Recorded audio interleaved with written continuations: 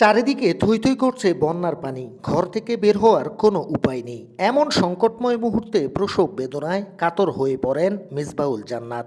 স্বজনদের উৎকণ্ঠার মধ্যেই মানবিকতার হাত বাড়িয়ে দেয় ফায়ার সার্ভিস। দ্রুত উদ্ধার করে তাকে হাসপাতালে নেওয়ার পর তিনি একটি সুস্থ পুত্র সন্তানের জন্ম দেন। বৃহস্পতিবার 9 জুলাই সকালে চট্টগ্রামের লোহাগড়া উপজেলার খৈয়ারকোট গ্রাম থেকে পানিবন্ধী ওই প্রসূতি নারীকে উদ্ধার করে লোহাগড়া ফায়ার সার্ভিস।